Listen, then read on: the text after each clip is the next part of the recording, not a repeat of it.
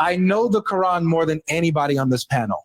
You know what I'm saying? I know the Quran. Yeah, you think you'll... So right away, this is a problem. Right off the bat, like my man said, right off the bat, he was thrown aback by the comment that GodLogic made that I know more about the Quran than y'all do. I've been asked to look these guys up. So I've been looking up some of these so-called apologists. They're not really apologists. He prejudged GodLogic. There are Christian apologists in the real history. These were men of piety. These were men of righteousness. On his spirit. But these were men, and in some cases women, who were devoted to a religious life. On his knowledge. These sort of internet personalities, they're not what I would consider to be, I'm not saying that they're not Christians, but I mean like pious worshipers who are devoted to Christian theology in service to God. But because that was the first thing that he said, and because of his predisposition, he prejudged GodLogic. A lot of these individuals are very arrogant. They have this sort of their ego just resonates or it shines through and through. That, my friend, is absolutely arrogant, and you should never speak without knowledge going forward. So even this statement, we can't even get into it right away. Nobody talks like this. Nobody, even in the biblical tradition, talks like this about the Bible. Everybody talks like this. People of knowledge, just like how you're doing right now, speak from knowledge. And if you're talking to somebody who has no knowledge, it is incumbent upon you to express your position of authority and to cite your sources.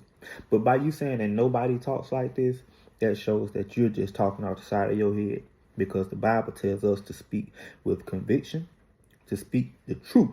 And the truth is, he knew more. Nobody in the Quranic tradition says, I know more about. That's not even the way servants of God talk.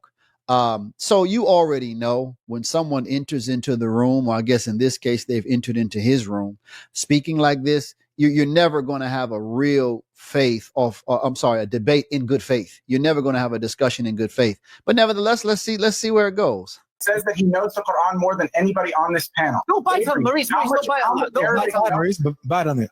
Maurice, don't bite on that. Leave that. No, please. No, man, we got a clear rookie on the show. We got a clear rookie on the panel. Go ahead and bite on it, Maurice. Just leave. It's a red herring. I know it's a red herring. Leave it then. Leave the red herring at the door. Leave. So he grabbed some popcorn.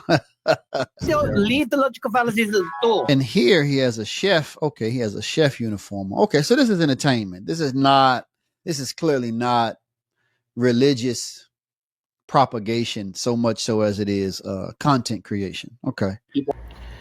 Once again, I mean, the judgment is really given right now. You don't like the hat. You don't like the Chef Logic shirt. You know, obviously he's not talking anything of substance. Except he is. So let's try to focus on what's actually being said. Shush. Yeah, it's getting embarrassing, man. Do you believe that Allah could have a son if he wanted? In the past. So this is the position of some of the ulama.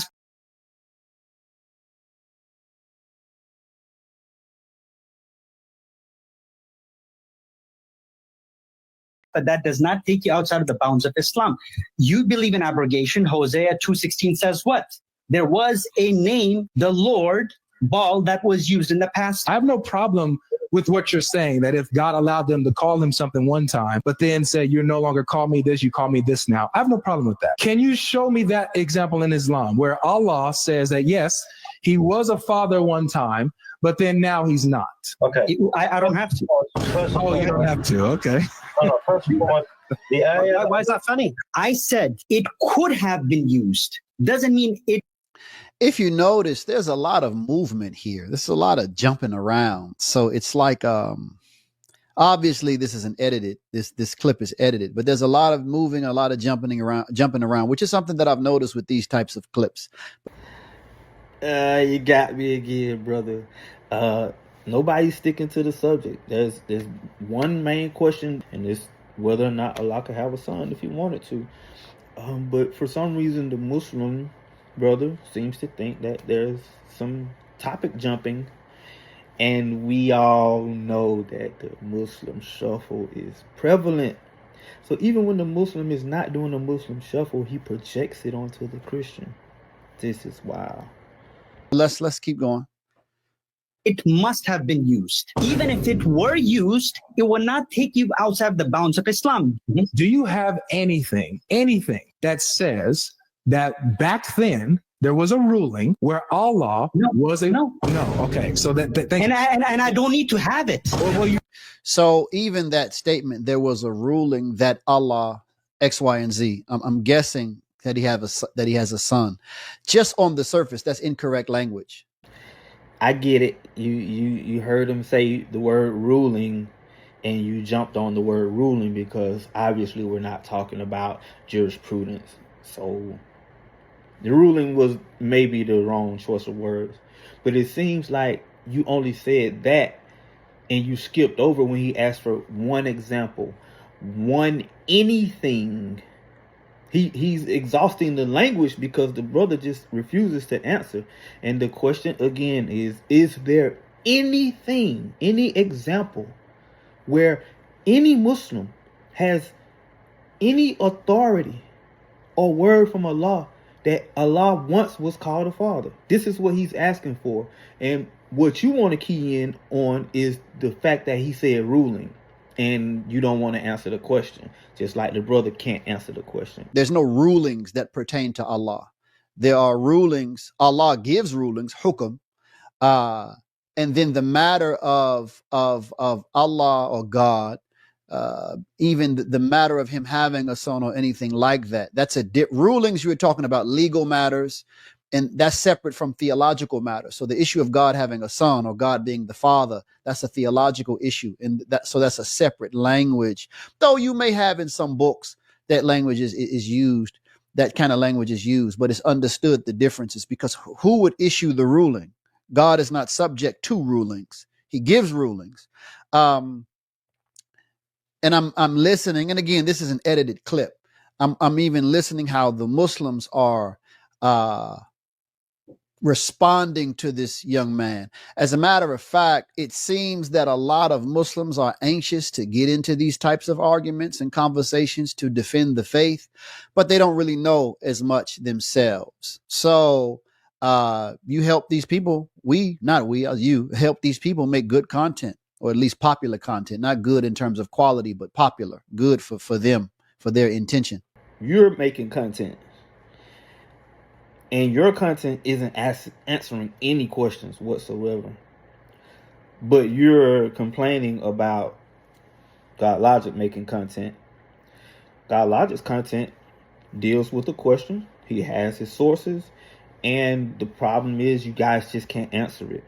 And you, being a brother who is knowledgeable, an Imam, haven't answered any of the questions. Not good content, but content nevertheless for whatever it is you're trying to do. Good luck with that. That's the One second. You're asking a half truth and a whole lie. Because when you say something like, oh, could he do this? And the answer is within the Quran, right? That it's not befitting for you to even ask that question. Wait. Okay. Tell me where in the Quran does it say it's not befitting for me to ask this? You told me that based on the Quran, it's not for permissible or befitting that I even ask this question. Where does the Quran say that? No, that's not what I said. That it's not befitting for you to even ask that question. Alhamdulillah, and by the mercy of Allah, he is showcasing your stupidity. He got him there. That it's not befitting for you to even ask that question. Hold on. He is showcasing your stupidity. Okay, another thing on the Muslim side, we really don't want to be offensive to people and call them stupid, or they say they're expressing stupidity. Most of us register that the person, if they would say that to us, we would register that as you're calling me stupid, even though technically he didn't. Finally, you're saying something on the other side and not just on the Christian side. So most of the time, that is an indication of you're experiencing some type of discomfort. You're out of your comfort zone. You don't know where to take the argument. You just offended, and you can't debate if that's what you're going to be subject. You are subject to respond in that type of way. You might as well not even be debating someone. Another point we agree on. I definitely agree with you on that. When you get to insulting people and talking about people's character and not talking about the subject matter that's at hand, it shows a weakness. It shows that you have been thrown off of your point. And it shows that you either can't respond or refusing to respond due to an inadequacy that you're suffering from within yourself. So I agree with you there, brother. That's 2 points we agree on. Let's see if we can find some other things. That it's not befitting for you to even ask that question, and just the embarrassment that you're bringing to the table here. Yeah. That it's not befitting for you to even ask that question. Yeah, so I was asking whether or not Allah, if he wanted to, could he have a son? Yemeni answered you with the Quran. Allah said he could. If I want to know what he understood from that. yeah. If Allah had intended to take a son, he could have chosen from what he creates, whatever he willed. Exalted is he is Allah, the one, the prevailing. So, okay, I see what he's doing. All right. So the problem here, or the challenge here, is that he is not, and it's very clear that he doesn't speak the Arabic or read the Arabic. But even if you look at, so I'm going to try to explain this verse from an angle, from the perspective of the people, not so much in the language. If Allah wanted to have a son, he could have took from those who he had created. Right away, what does that say? This says that someone who would be given the status of the son would still be creation. Brother, can't go against the Quran. If Allah had it willed to take a son, he would have took it from his creation, meaning that that son that he took would still be of creation and not worthy of worship. This is radically different from, for example, the Trinitarian doctrine, where there are three persons in the Godhead, equally divine, co-eternal, so on and so forth. In other words, Allah is saying in the Quran that the status of a son of God, just hypothetically, would not be a God or a divine entity in and of itself. Because in chapter 43:81 of the Quran, it says, hey, say, prophet, this is Allah telling the prophet, tell these people, if Allah had a son, I would be the first to worship him. And none is worthy of praise except God. So if Muhammad himself was told by Allah himself that if Allah had a son, that Muhammad would have had to worship him, that kind of go against what you're saying about being in creation, my brother. That's one position being established here. So this connects to, there's more to be said, but this connects to, for example, the biblical narration. Because Israel, Allah says, or God says, it's attributed to God, I should say, Israel is my firstborn, even my only begotten. This is the Bible. We know that David is called a son of God in the Bible. And also we know that Jesus Christ is called the Son of God. But all three, the people of Israel, the person David, the person Jesus Christ, all of them, and then the followers of Jesus Christ are called the sons of God also later on in the writings of Paul. These are people, they're people. They come from, so biologically, and in terms of, so that's their human, their physical creation, and in terms of their soul, their spiritual creation, they are creation. They're khalq. God is not a creation. So even in your own, by your own admittance, so what the Quran is doing, it is turning upon, is giving language to get the thinkers, the devoted thinkers in the church, question your own logic. If you say Jesus Christ, David, Israel, the devoted servants or the saints are sons of God, aren't they still creation though? If they are creation, they aren't creator, because creator was not created. Eternal with no beginning, everlasting with no end, not subject to change, one alone, absolutely unique, so on and so forth. These same attributes that your book also recognizes.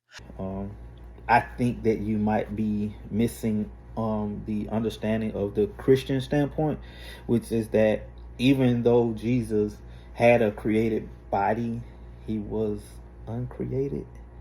So we're not saying that Jesus the man was God. We're saying that God took on the form of man. So what his essence is uncreated. And what he took on was created. Two natures. So even in your understanding of what you're trying to get across, as far as what the rabbis, the Jews, and what you guys understand of what creation and creator are, there are two separate things. But we serve a almighty God who is capable of doing all things. So yeah, he is capable of taking on creation without becoming creation.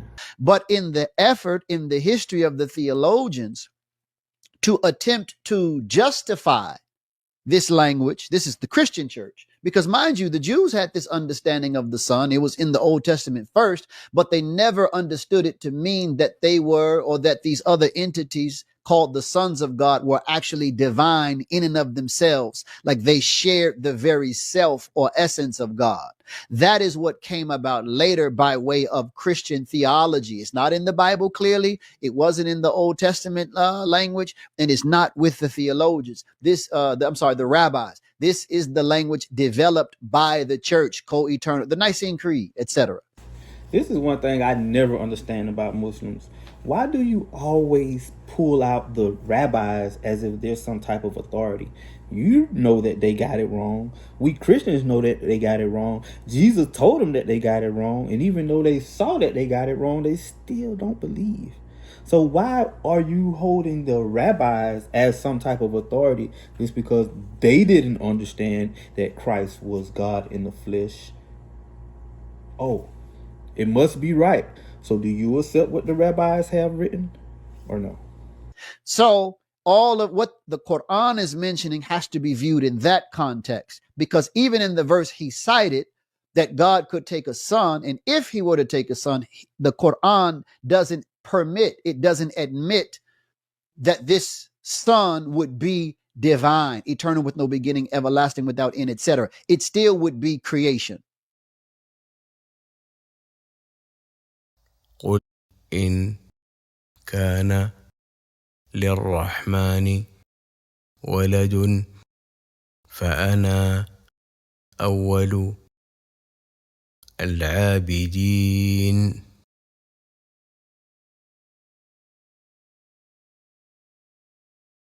Thus, not the son in the sense of how the Catholic Church teaches son today, or in other churches as well. What does that tell you? What? Nothing. Told me that he can have a son if he wanted. No, it doesn't. Allah said he could if he Oh, I wanted. want All right. So what are you supposed to tell me? the opposite. Oh, so according to this, he can't have a son if he wanted. It's a sarcastic comment. Does this verse say that Avery. Allah could have a son if he wanted? Is it a form of sarcastic rhetoric? Allah said he could if he Oh, I wanted. want to. So my next question to follow up is, since we know that Allah could have a son if he wanted to, could he do it by himself, or would he need help?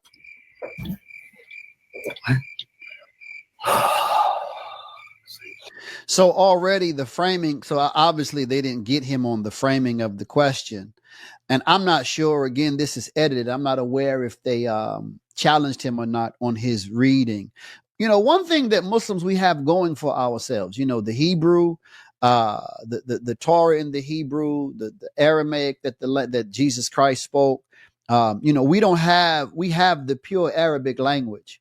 And that's very important. I mean, you know, for example, again, in the New Testament, you have the Septuagint, you know, you have the Greek translation of the New Testament translated then into Latin, then into English.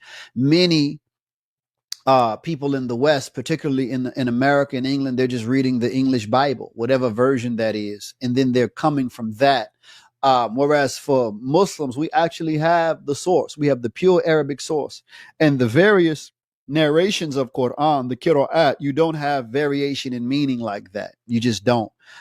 So no matter how you read it, if you're reading Khalaf or Hamza or Ibn Kathir, you're still getting the same meanings communicated by way of the Quran.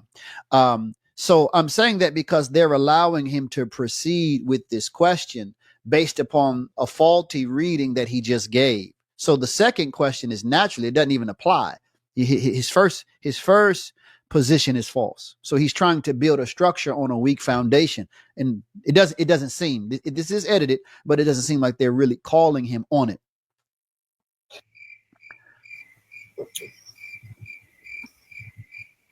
Is that It's that a simple. is that a yes? He can have a son by himself, or how does That's that so work?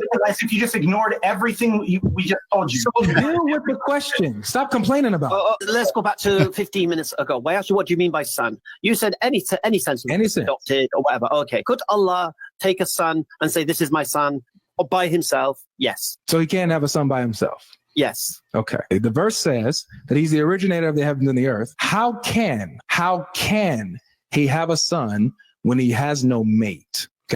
Okay, so I can see what's happening already. He is reading the verse in the form of like an instrument, meaning that there's a modality, there's a how of so God, Allah cannot have a son because he would need something, an instrument or a means to have the son. So that's just bad English reading. So that he's reading the English translation and he's dealing with the language based upon the English translation.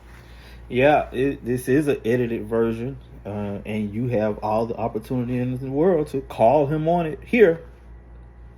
But you're not going to call him. You're just critiquing them. Here's your opportunity as the Imam to set the record straight, give the Arabic and the meaning, and you're not going to do it. But I know that later on you're going to attempt to do this, and we're going to see how that goes.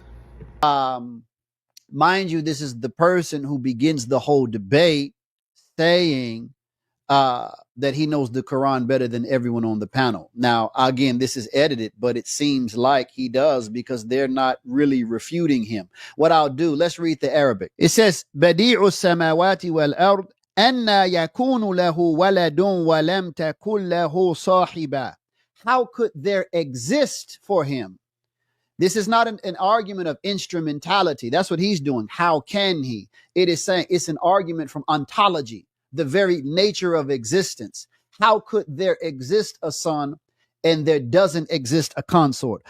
Oh, okay. Now I get it. It's not how can he have a son, it's how could a son exist. And so the how is an argument from instrumentality.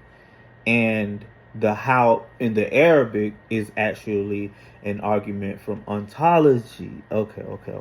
So I think what you're saying is that it's the how that's making him believe that that's correct when he should be saying exist, so that you'll know that it's an ontological argument and not a how.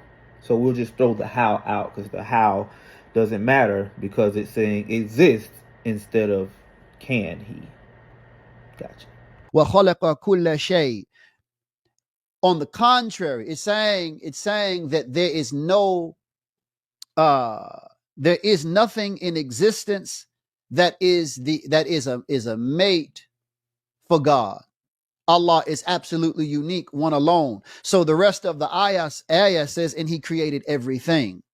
So why would this argument be put forth? Because the notion of father and son only has existence in our world as it pertains to, like, myself in my generation engaging a mate and having offspring. This is true of the animal kingdom, etc. In other words, this argument simply says that to have a son is of the nature of created things. And because Allah is not created, he is absolutely unique, one alone. He has no mate. Rather, he created everything. Okay, that makes sense. So now that I got that part out of the way, now it's an ontological argument. Ontologically, how could a son exist if ontologically no consort exists? That's what you should be asking, Logic. And I think the brother is going to explain to you why that's ontologically impossible of a how. So this is an argument from the nature of existence. That's what I mean by ontology. It's talking about being in and of itself, not about what Allah would be in need of, because he is not in need of anything for anything, yet everything is in need of him for everything. So this is just his inability to, he's coming from an English translation, but let's see what these brothers say. Okay. So this is showing that Allah has an inability to have a son without help. So again, he's arguing from instrument an ability, meaning that he's unable to do something without this. There's a how, there's a modality, there's a means, which is not what the language says at all. It's speaking about the very nature of existence in and of itself. See, I knew you was a smart brother. You did break it down. I appreciate you. Now I understand. Ontologically speaking, he can't have a son because there's no mate that's comparable to him. But wait, that kind of take us back to the beginning of, could he, if he wanted to, which you seem to agree with, that he could, and some of the brothers agreed that he could, but now you're saying that he can't.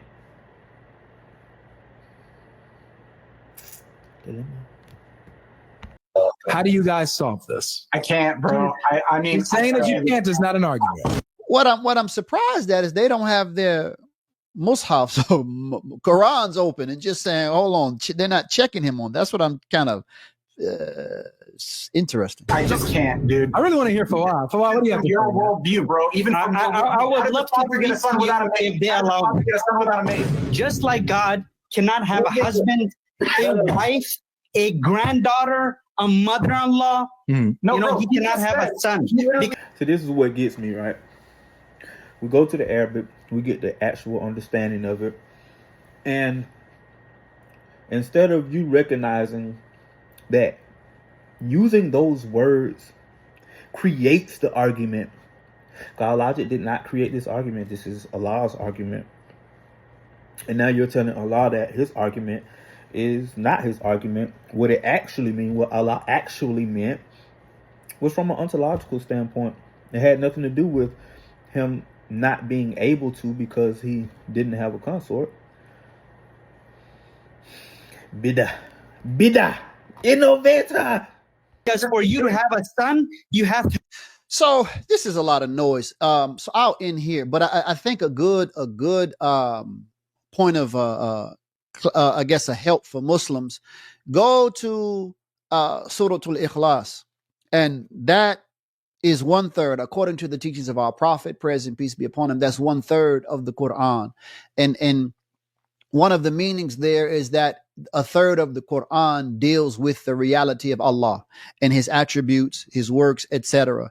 And he says, it's interesting, even in this verse, anna yakunu lahu walad wa lam takun lahu sahiba. That actually connects to elsewhere in that surah Ikhlas, wa lam yakun lahu kufuwan ahad. It's talking about the nature of existence. And this ayah in the 6th surah that this young man quoted, it's tied into that. As a matter of fact, all of the verses or ayat regarding Allah in his unity, in his names, in what he does, they all can be tied back to one or more of the various verses in Surah Al-Ikhlas. So that verse, وَلَمْ يَكُنْ لَهُ كُفُوًا أَحَدٌ, I repeat, it's talking about the nature of existence. And as in some, according to some theologians and commentators in Islamic tradition, it is really the tafsir of the first ayah, قُلْ هُوَ اللَّهُ أَحَدٌ. Say the God is one alone. What does it mean that Allah is ahad, one alone, absolutely unique? It means وَلَمْ يَكُنْ لَهُ كُفُوًا أَحَدٌ. There exists nothing comparable to him.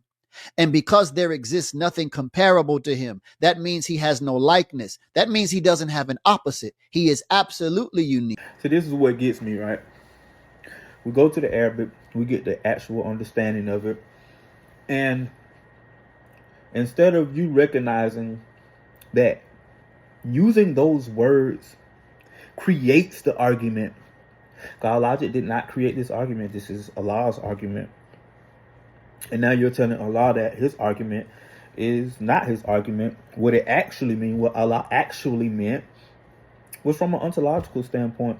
It had nothing to do with him not being able to because he didn't have a consort. Bidah, innovator. He didn't misquote, to be honest. He actually just read from the translation. These brothers here didn't really combat what he had to say by way of the purity of the Arabic language, let alone the subject. So not only does this young man not really know the contents of the Quran from the perspective of the language, which is directly accessible, these brothers, as it appears, don't really know either. So they permitted him to get away with just some very faulty arguments. Dang, man. So as y'all can see, he conceded that, GodLogic didn't say nothing wrong. He said what it says, even though that's the translation. And then when he went into the translation, his translation said the same thing. He just changed the meaning of it. I haven't read a tafsir that agree with him. But anyway, it appears that he said that the brothers were not able to refute GodLogic's argument. And I think he's in the same boat with him. He did not refute the argument. He just made another argument that went against the Quran. So I don't know, brother. Man, my mom, she referred me to you, bro. I've been calling you, leaving messages on your machine. We talked.